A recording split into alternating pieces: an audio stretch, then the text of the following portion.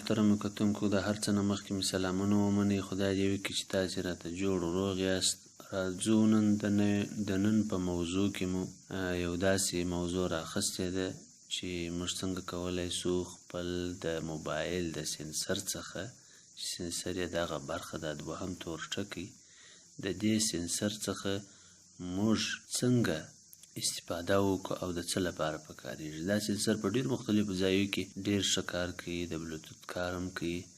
کولی سو چې په دا په واسطه سره موږ LCD یا تلویزیون یا دا شیان هم د ریموټ کنټرول کار ځینې واخلو د سینسر په واسطه.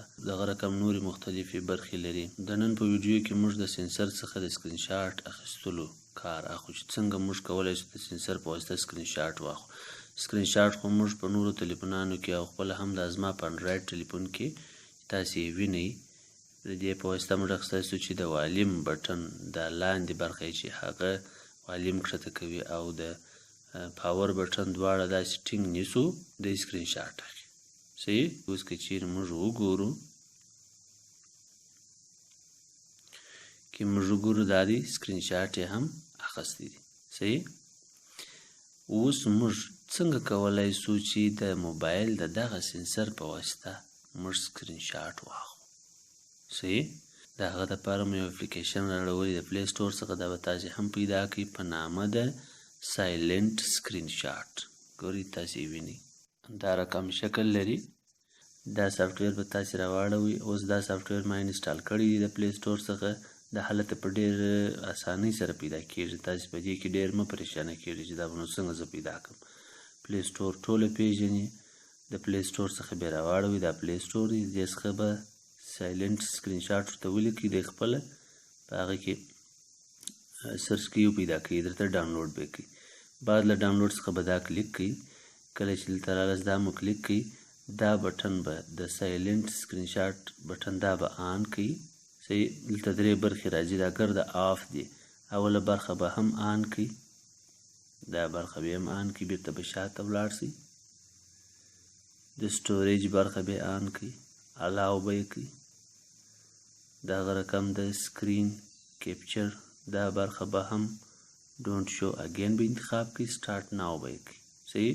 د دې ځای څخه به شاته ولاړ شئ. دوهمه ماده ده د اوورلی آیکن په نامه سره، دا به خلاص کړئ. دا به انیبل وي ډیسیبل به یې کړئ، یعنې بند به یې کړئ. صحیح. بیا به راولاړ شئ د سینسر درېیمه برخه د سینسر برخه ده، دې ته به داخل شئ. د سینسر په برخه کې به د پروکسیمیټي سینسر په نامه سره دا اوله ماده به خلاصه کړئ، دا به آن کړئ. کله چې دا آن شو دا د تریشولډ برخه چې ده اوس پر صفر ولاړه دا سره دي که زه بوځم داسې مخ ته دا پر دوو درېږي. یوه اندازه به لا مخ ته هم نور حرکت ورکړم. اوس پر څلورو ودرېدي، موږ باید پر درو ودرو. پر درو باندې دا دادې ودرېدي. صحیح. اوکې به یې کړئ. اوس ستاسې سینسر فعاله سو. بیک بیرته به شاته ولاړ شئ. صحیح. اوس موږ څنګه غواړو چې د سینسر په واسطه سکرین شاټ واخلو. فقط ګوته داسې پر تېروو، سکرین شاټ اخلي. صحیح. پر سینسر ګوته داسې تېروو، سکرین شاټ اخلي. د هرې برخې څخه چې تاسې سکرین شاټ اخلي فقط ګوته مازې داسې ته ونیسئ، ځینې ایسته یې کړئ یا یې هم پر تېره کړئ داسې. صحیح. دی سکرین شاټ اخلي.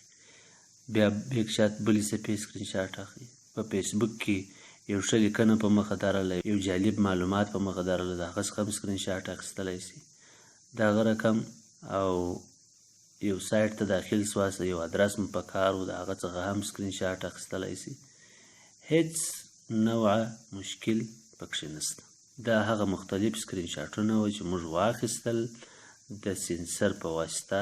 خدای دې وکړي چې دا ویډیو ستاسې خوښه سوې وي. زموږ چینل دې سره سبسکرایب کړئ او د لایک تڼۍ کښېکاږئ او بیل آیکن ووهئ تر څو هغه ویډیو چې موږ یې خپل چینل ته نوي پورته کوو د هغه څخه تاسې برخمن سئ او خپل انډراید سیسټم موبایل مو په ښه توګه خپل پر طبیعت باندې په کار یوسئ.